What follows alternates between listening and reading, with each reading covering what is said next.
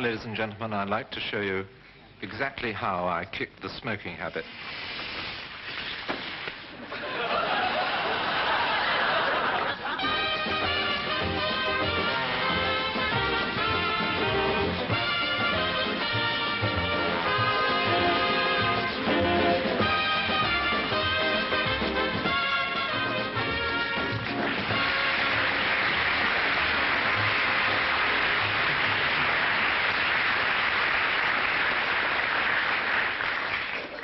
Oh, hello. Hello. What are you doing here? I'm meeting a friend, actually. Ah. Yes, and you? I'm just waiting for a friend. Oh. Yeah. Do I know your friend? No, I don't think so. It's just a friend of a friend. You know. She's in London for a few days, and I said I'd show her the sights, you know. Yeah. Do I know your friend, one time? Shouldn't think so, no. You wouldn't have run across her, really. Shouldn't think.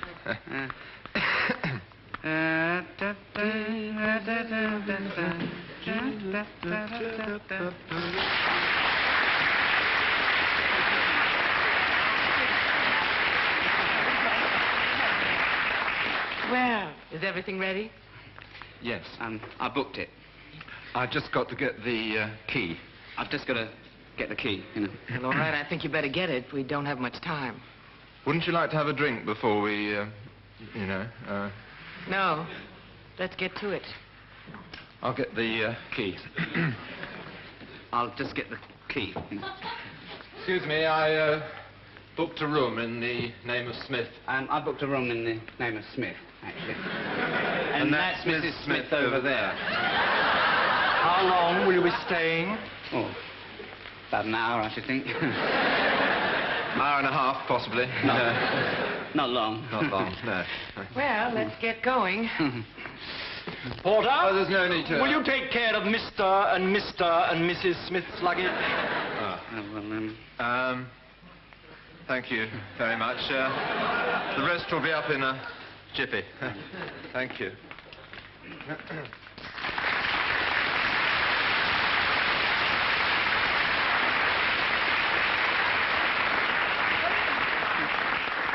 Let's get to it. Well, in front of all these people. Don't you think we ought to talk? Or... Oh, no, I hate all this showbiz formality. Come on, let's do it.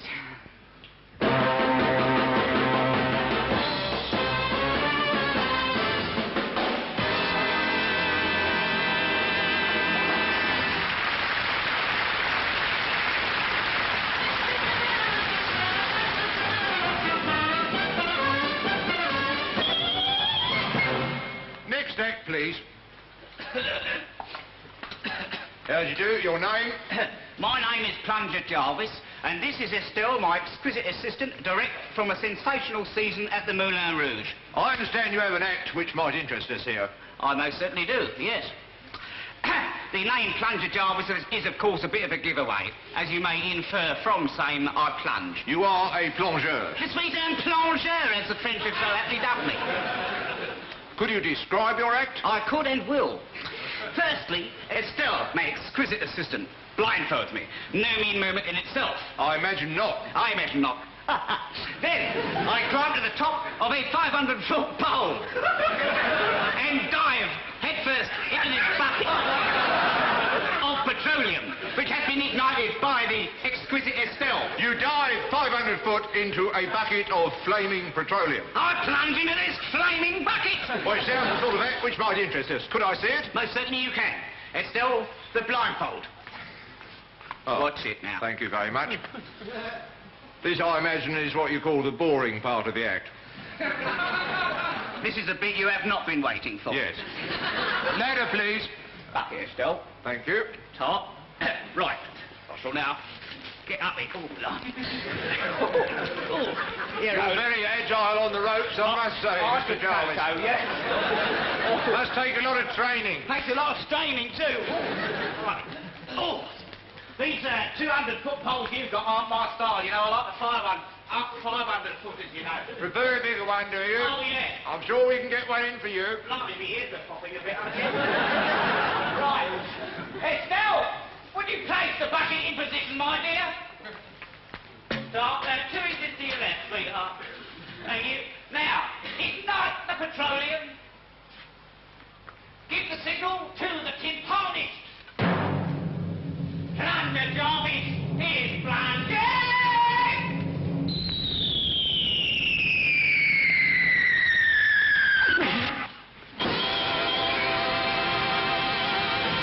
Plunger.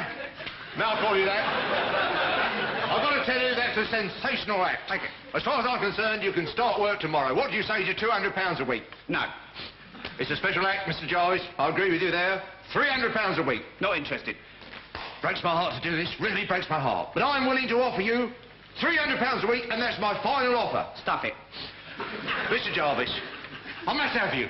This act is really sensational. I'm willing to pay you more than any other performer in the history of the circus. £750 a week and an air-conditioned caravan. What do you say to that? I say get lost. Mr. Jarvis, I don't understand your attitude. You come in here all eager. I offer you more money than any performer in the history of the world. What's made you change your mind? Well, to tell the truth, it's the first time I've tried it and I don't fancy it very much.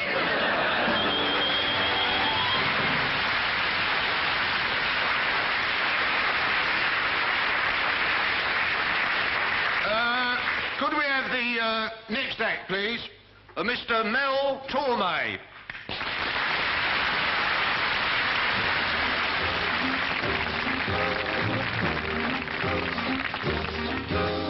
Love, love, hooray for love.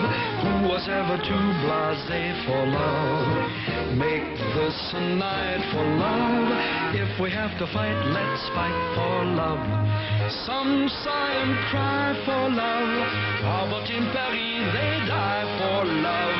Some waste away for love. Just the same, hooray for love. Love, when you're in love, the world is your balloon. Rain is confetti rain.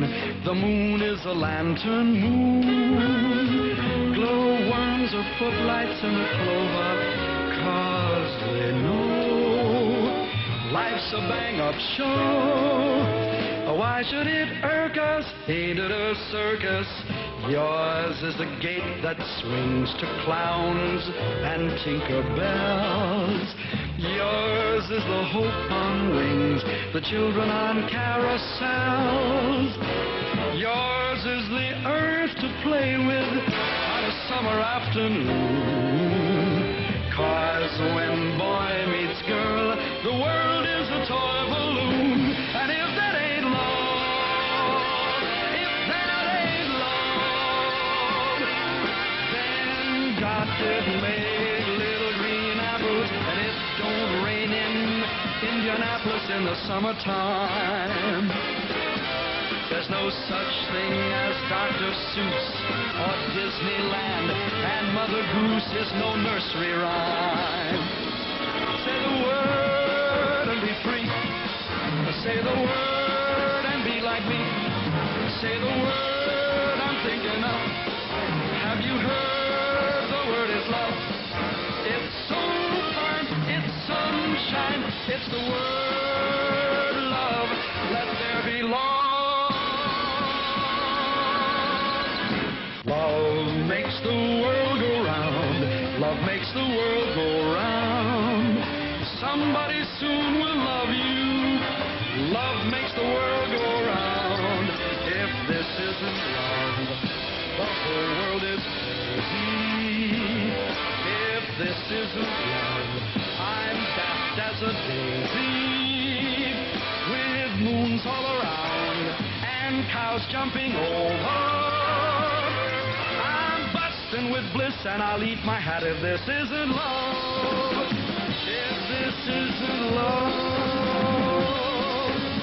Love can be a moment's madness. Love can be insane. Love can be a life of sadness and pain. Love can be a summer shower. Love can be the sun. Love can be two hearts that flower as one.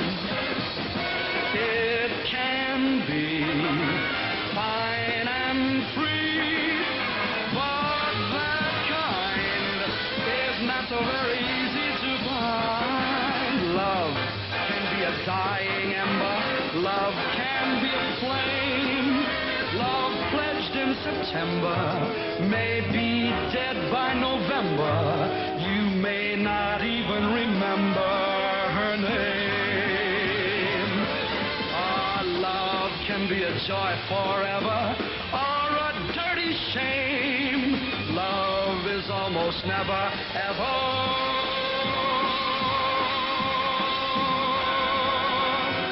the same.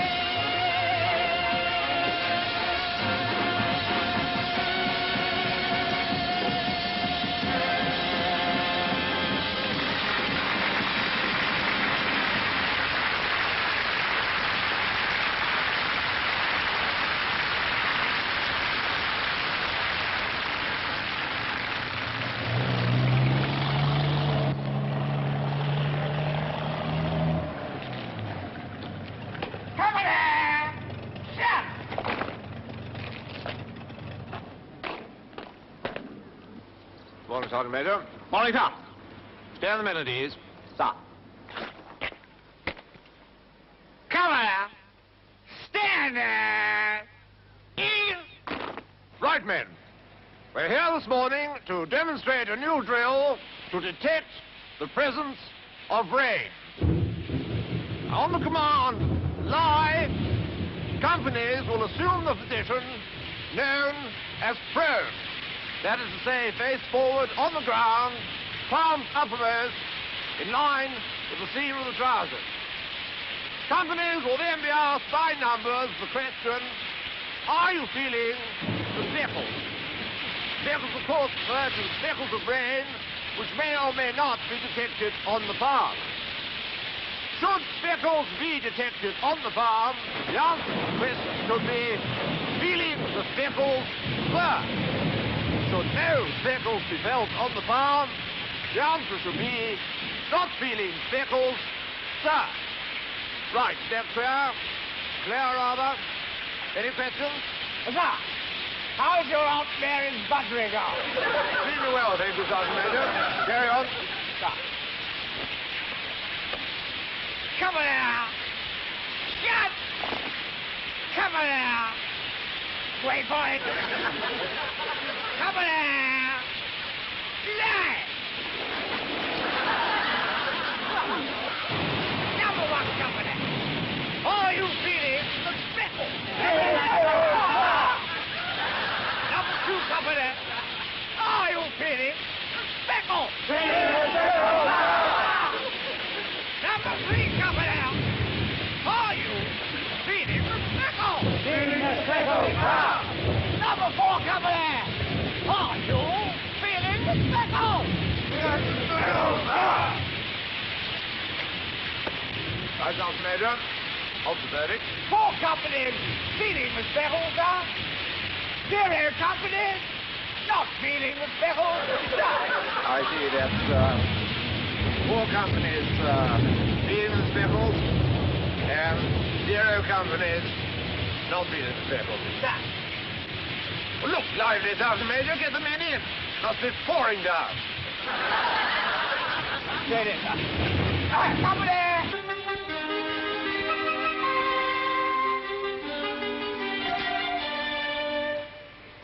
It's Beethoven's Fifth.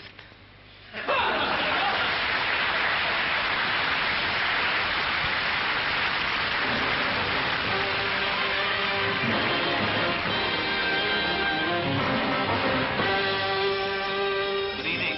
Tonight, World News Spectrorama Probe delves into the pressing problem of accident prevention.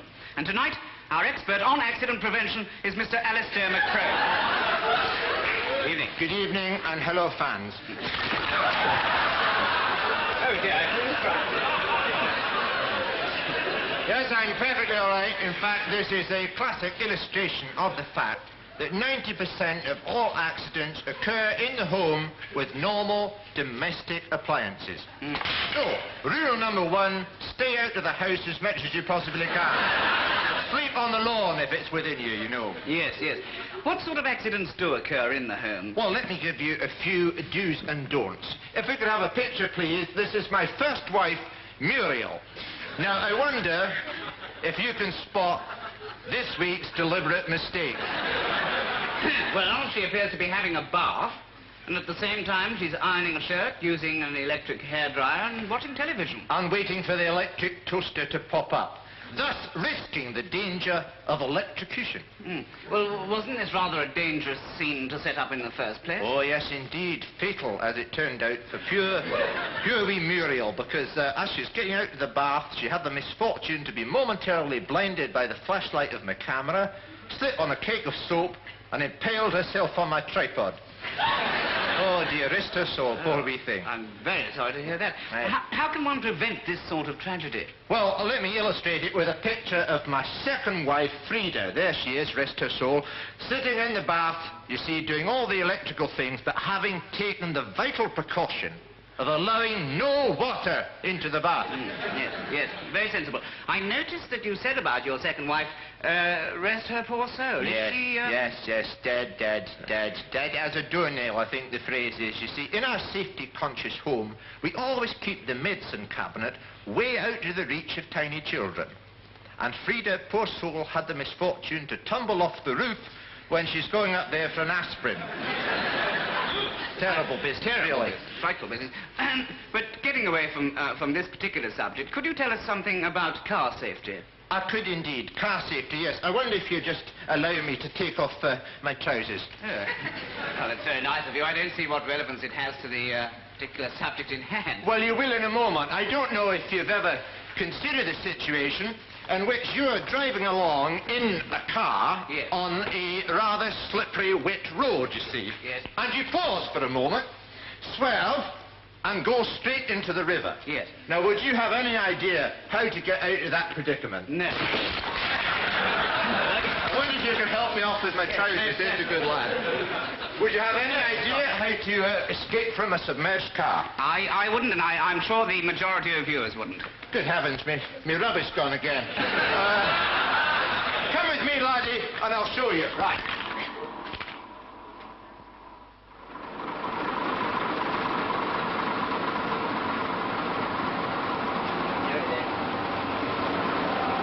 Here you see you have your tank filled with water and fish. Yes. Simulating conditions in a British river in the British Isles. Now what we're going to do is get into the car, raise it up, and have it lowered into the water.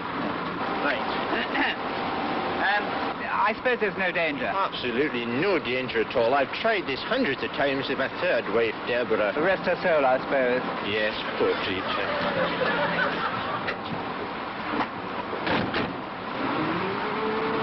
At this moment in time, I think it might be a wise idea to adjust our seat belts, you see.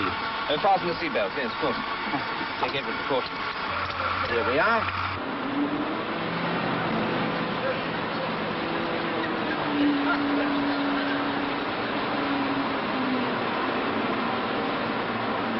We're just swinging over the water now, as you'll probably see below you. Should be going down any minute now.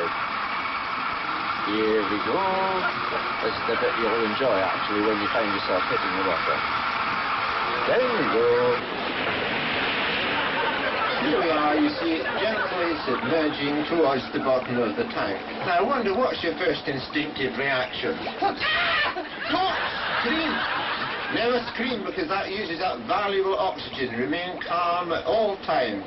And don't, for goodness sake, undo your safety belt. You never know, we might be landing on a ridge or something, the car could tipple forward, and you'd cannon right through that windscreen there, doing yourself a fearful damage. What do we do then? What we do is bide our time. Well, couldn't I just open the door and go? You could try opening the door. Try opening the door, see what happens. You see, you can't open it at all. It's really using up valuable oxygen. The reason why you can't open it is, you see, the water pressure outside is greater than the water pressure inside. We have to wait until the two pressures are roughly equal. Now, when is that likely to happen? Well, the survival handbook states that pressure becomes roughly equal when the water level reaches that of the driver's nose. Not my nose, Lieutenant Cobb. No, my nose. It's roughly about here is when the pressure becomes equal and we can open the door. There's nothing to worry about. Now, as you can see, the water is roughly up to the level of my nose, and so I can easily unfasten my seatbelt and in fact, turn and escape through the door this way of opening it.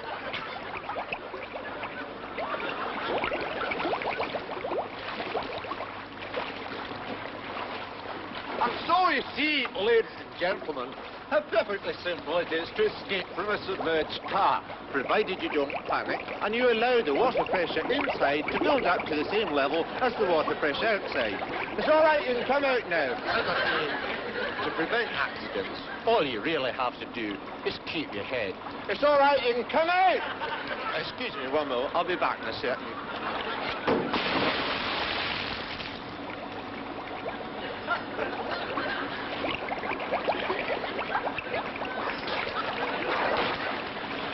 Here we are. Well, ladies and gentlemen, I'm afraid that's all we've got time for this week. Next week, I'll be talking to you about mouth-to-mouth resuscitation. Don't worry, lad, you're in safe hands with me.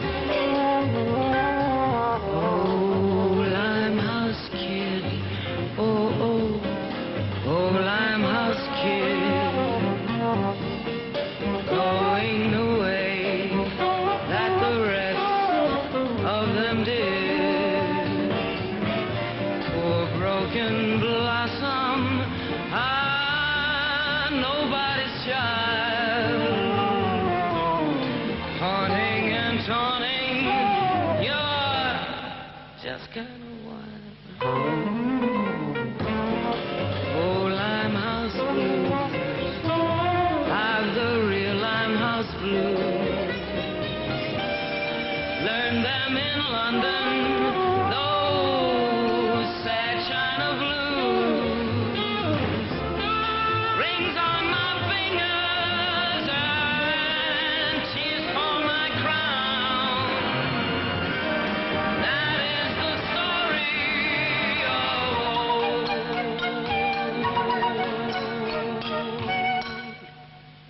Chinatown.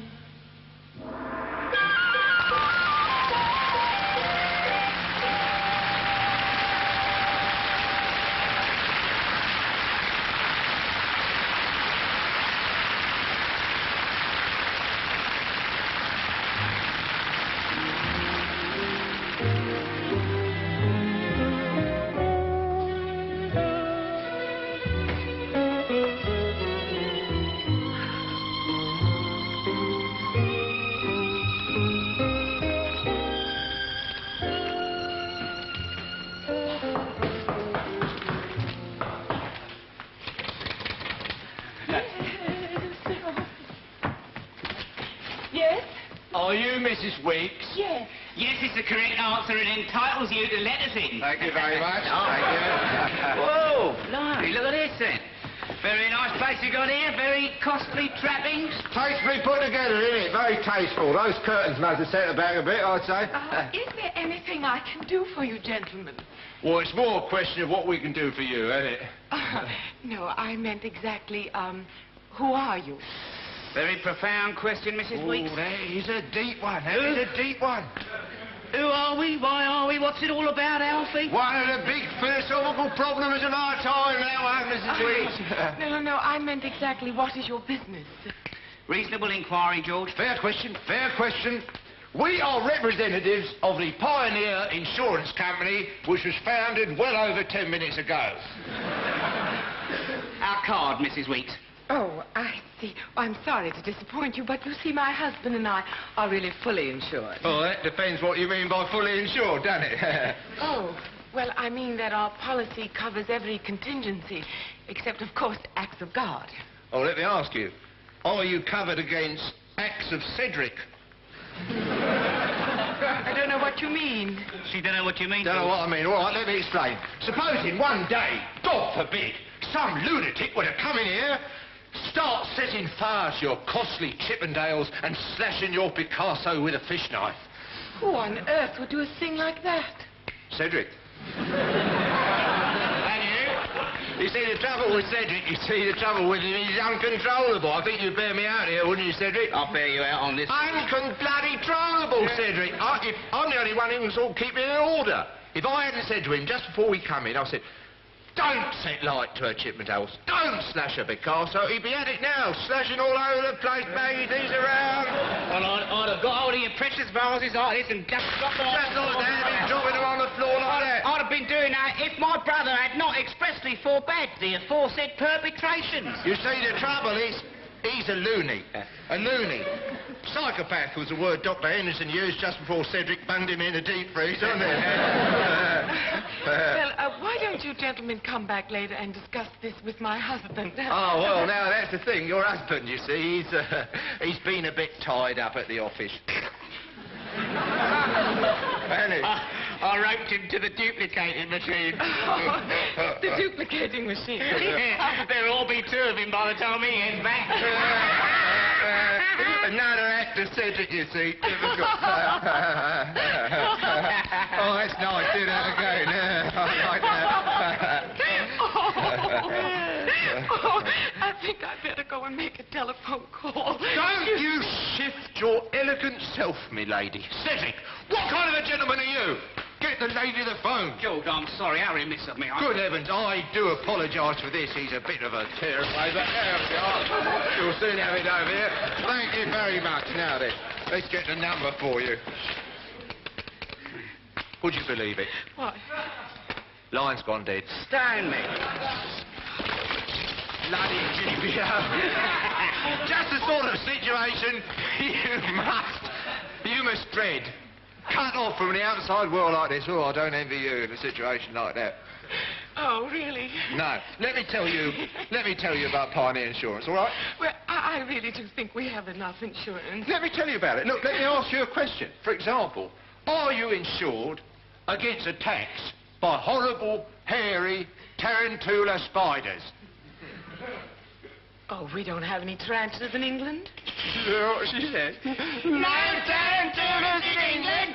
I've got thousands back at my place, lady. Go on, you sort back to this place now. Supposing one night, God forbid, you were lying in the bath, In the see. bath. Lying in the bath there, all quiet, soaping yourself nicely.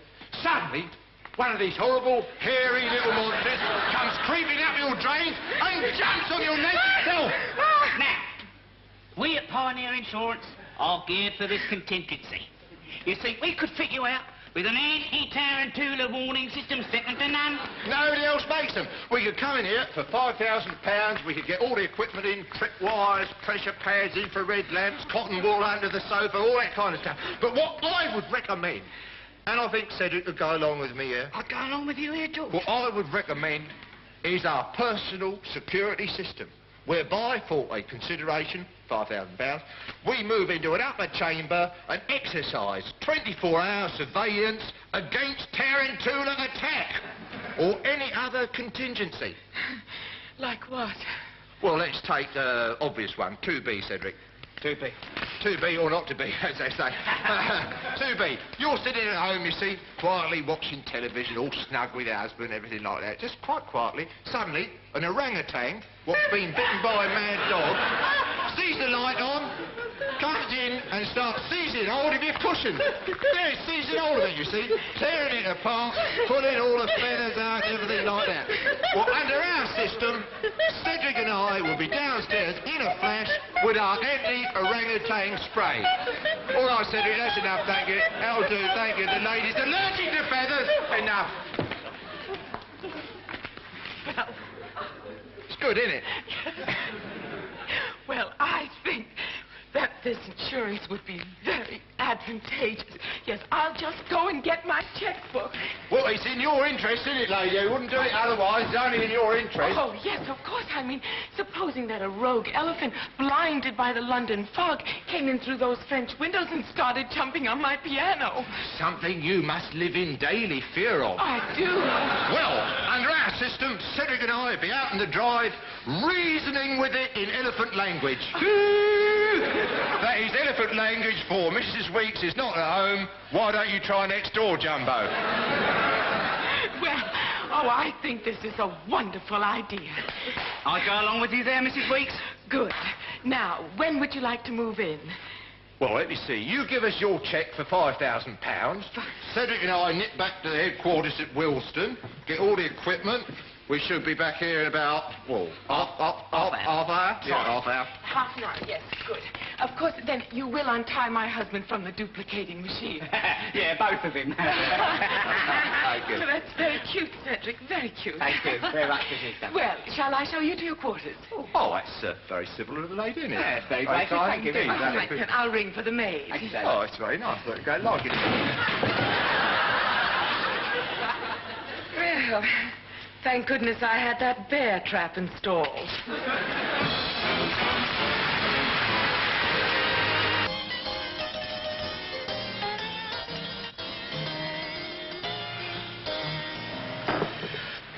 Right, Dad.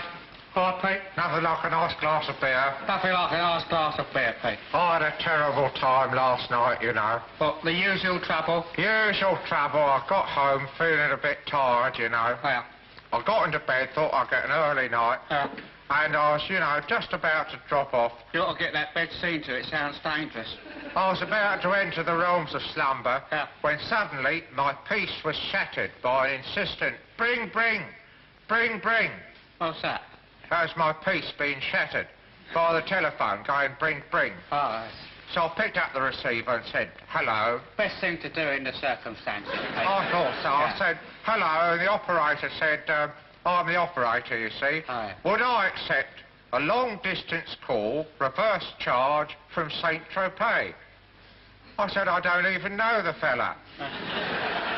Well, I mean, you can't go on paying for calls from impoverished saints. Can you, Exactly, Pete? but it turned out that what he meant was Saint Tropez, the Riviera haunt of rich and famous. Oh, yes, where the busty beauties sun themselves on the golden beaches. International playground, Yeah. yes. And there was a Miss Bridget Bardo on the line, you see. Not again. Yeah, Bridget was on the line again. Yeah, And you know her, don't you? Roger Vadim's former protege. yeah. The Gallic symbol. Yeah, the well-known Gallic symbol, you see, asking to talk to me. So I said, all right, put her on if you must, you know. The voice come on the phone, wailing, saying, oh, ma chérie, oh, ma chérie. Omar Sharif, he lives in Saudi Arabia, doesn't he? No, I'm not talking about the dusky charmer of Funny Girl fame and fortune so much as French for oh, my darling, oh, ma chérie. Omar Sharif. Anyway, Bridget was coming out with the usual continental rubbish, you know. Would I catch a night flight to Cannes? She'd meet me at the airport in the Rolls Royce. We'd go back to the yacht and dance and drink and make love and everything like that. The usual empty, boring show business claptrap. Usual rampant frog patter. Exactly. I said, look, Bridget, we've had our laughs. We've had our fun. We've had our kicks. We've had our thrills. We've quaffed deep of the cup of love. Right. But now it's over. C'est fini. Symphony. But she wouldn't take that for an answer. She went mad, wailing and moaning on the phone, beating her breasts against the receiver. I banged the phone down. Yeah. Well, it's odd you to say that because I had much the same trouble last night. Really, yeah. I had a hard day watering the cucumbers. You know. Takes it out of you, doesn't it? Takes it out of you, and I was feeling a bit tuckered out, you know, a bit on the tired side. So I thought, get an early night. You deserve an early night, Dad. And I thought I'd make myself a cup of cocoa, go to bed and pore over the harmless Universal Encyclopedia. You pour your cocoa over the encyclopedia, do you? Last thing at night? No, I'm using pour in the sense of inwardly digest. Oh, I see. Read. I'll read the yes. encyclopedia. Right. Anyway, I made me cup of cocoa, nice and hot and sweet and strong.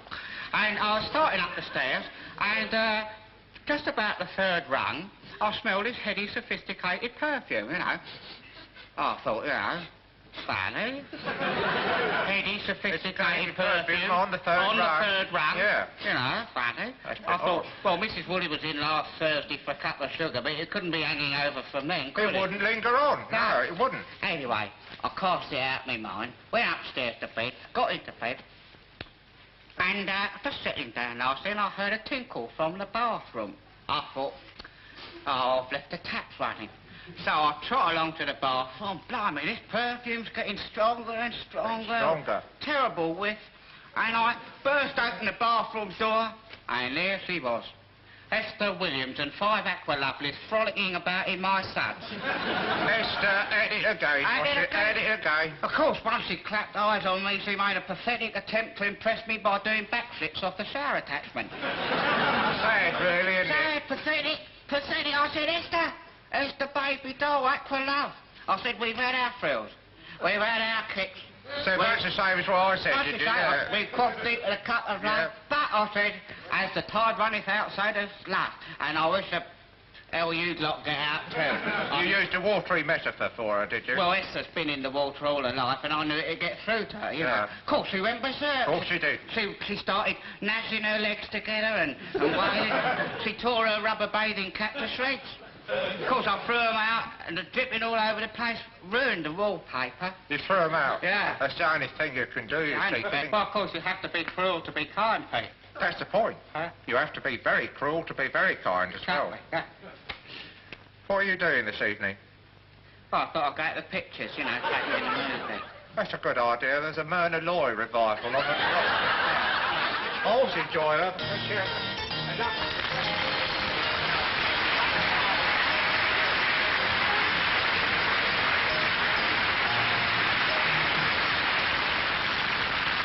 Roger Moore is joined by Anne Bancroft and Mel Torme in a song from The Graduate, Scarborough Fair.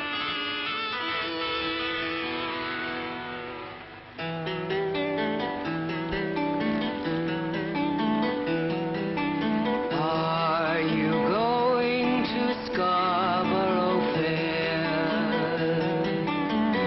Parsley, sage, rosemary, and thyme.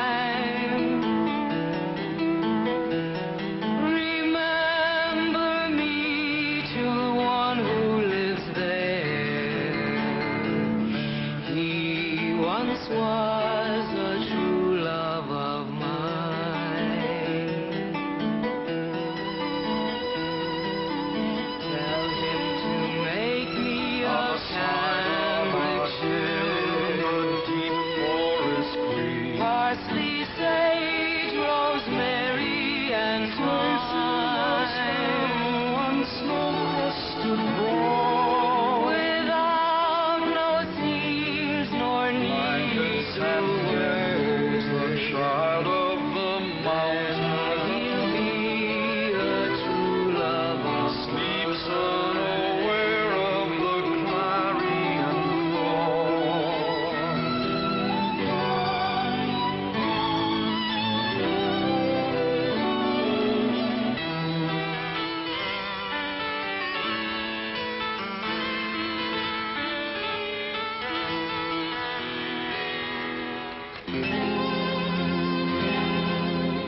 Are you going to Scarborough? Are you going to start? Parsley, sage, rosemary, and thyme. Remember me to one who lives there. She once was a true love of mine.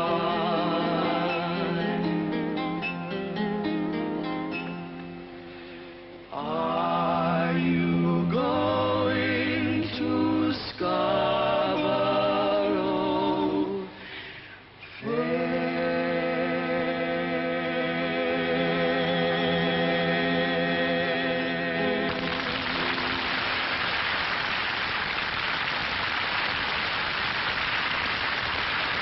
Following the success of low-budget Italian westerns, communist countries have been following suit, and tonight we'd like to show you the first ever East German western. Shot entirely on location in East Berlin for a budget of £28 3.8 and with a cast of only 2. The film was thrown over the wall by an irate first-night audience.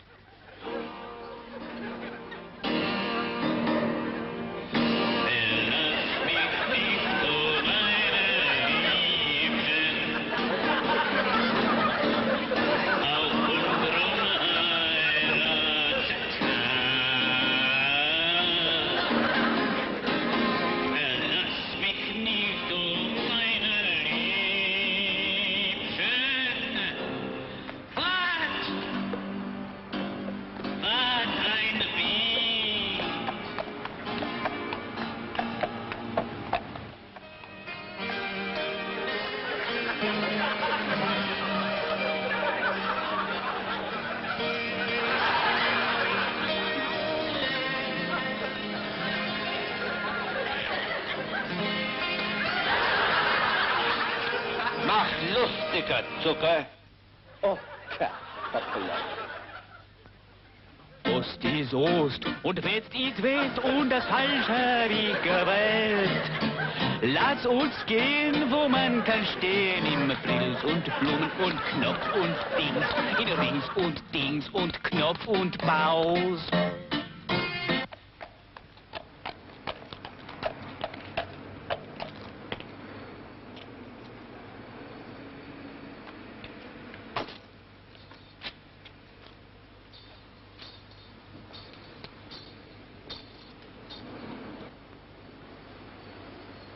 Howdy, partner. Mein Gott, Billy der Kid! Was machen Sie in Tombstone Dock? Ich suche Hopalong Cassidy. Hat mein Girl genommen. Ich weiß, ist hier. Oh, ich habe ihn nicht gesehen. Hier, Hopalong ist der Lucky Horseshoe Bar. Dankeschön.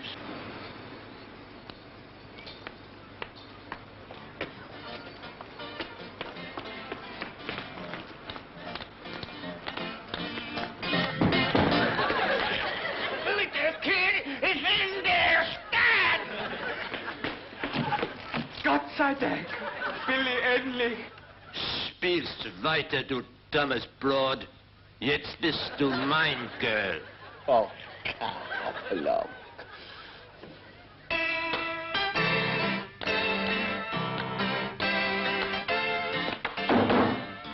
Noch ein Schlag, bitte.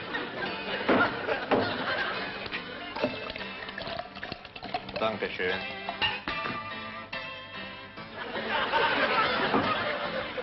Still, Trigger. Auf Wiedersehen.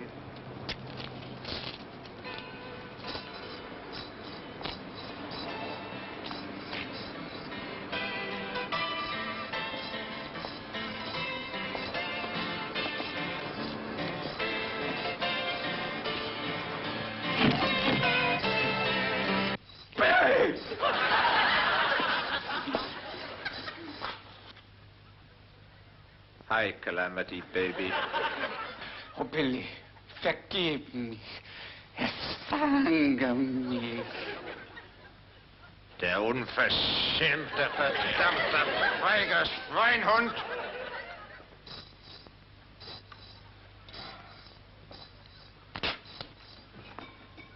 Ein Scotch Whisky, bitte.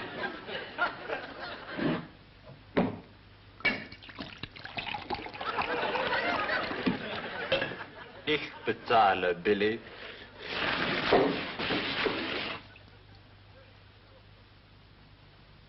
Ja, du bezahlst. Lass uns einen kleinen Spaziergang machen. Okay, hop along. Nein, Billy, nein, nein, nein. Oh, er ist der schnellste Draw im West. Puff.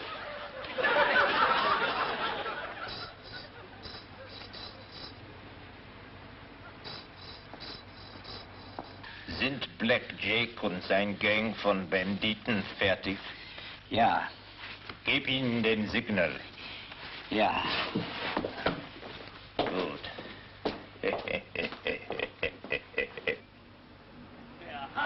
Der Heim auf der Weide, wo das Reh und die Antilop spielen,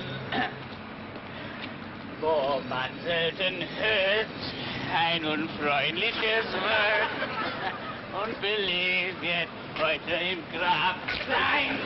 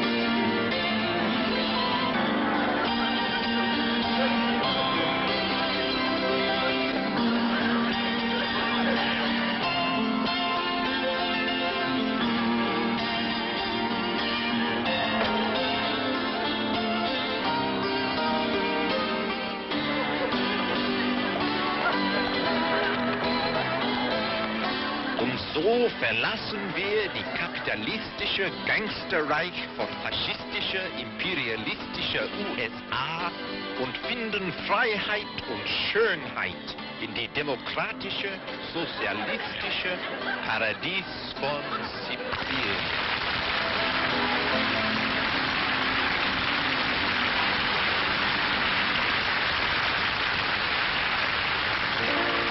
Now it's time to say goodbye. Goodbye and thanks to Mel Torme. Thank you, Mel. Now it's time to yield aside. departure of lovely Anne Bancroft. Thank you, Anne. Oh, baby. And now it's time to wend away until we meet again some sunny day. Goodbye.